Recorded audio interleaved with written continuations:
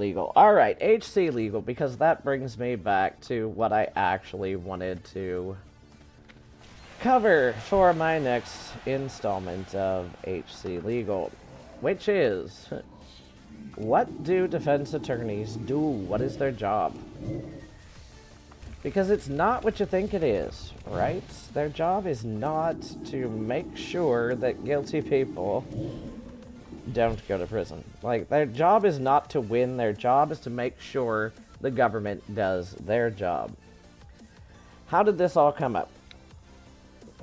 And why, how does that relate to Karen Reed and How's Long to Die in the Cold? Okay, follow me here. We all remember Alan Jackson, yeah? Spicy little lead defense attorney there. I don't think he's little. I think Emily says he's tall. She worked with him. I don't know. I've never met the man. He's a spicy, dramatic little dude. Okay? So, when Rob Reiner and his wife were murdered, theoretically, allegedly by their son, Alan Jackson was retained pretty much immediately. And good lord, people on the internet are mad. They are so mad. Because, oh my god, how dare he, such a brutal crime. Are you aware of who else he's defended, folks? And I ain't mad at him about that. I side-eye it slightly, but I know better. Right? Let me clear this area, and then I'm going to pop those eggs. So, he's, who I'm speaking of is he's also defended Harvey Weinstein and Kevin Spacey. Like I said, I side-eye slightly. Not because those people are irredeemably evil or anything, but just because that kind of hits you in the feels, right? Everybody has different things that hit them in the feels. Right, but the court system in the United States, the justice system, is inherently adversarial. That is how it works. The two sides are butting heads. Therefore, one has the right to a defense attorney, and we should want that.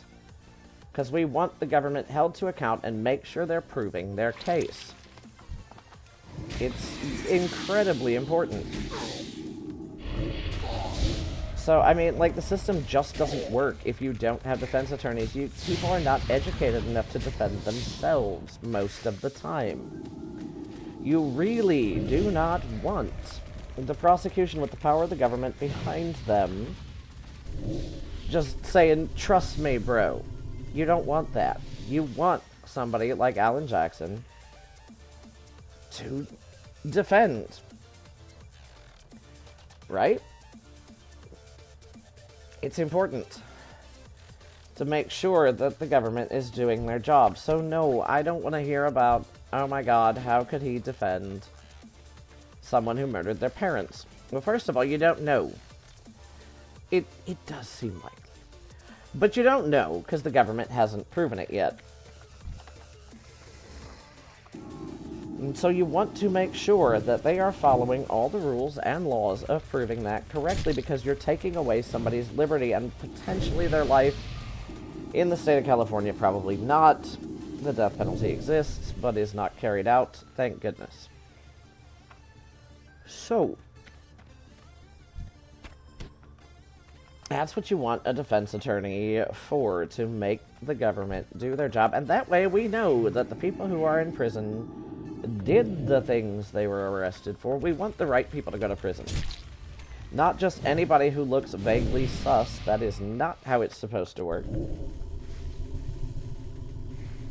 And so, anyway, AJ has since withdrawn from that case. Best as anybody can tell, it's because there's no money. Nick Reiner doesn't have the money to hire him in the first place. We're talking millions of dollars in costs. Not just for attorney's fees, but for experts and what have you. So, he has since withdrawn. But, and people going, oh, well, he got a conscience. No, that's not what that's about. Thank you. It's about there ain't no money. It's quite the opposite. That there ain't no money. But also, Where was I going with this? I was going somewhere with this. Brain's fried from being sick. But, so, oh, that was it. He had a dramatic little AJ moment outside of court, and so I am looking forward seems like a terrible way to say it. As we were saying earlier, we don't want to say hype because we're talking about murder. It's terrible.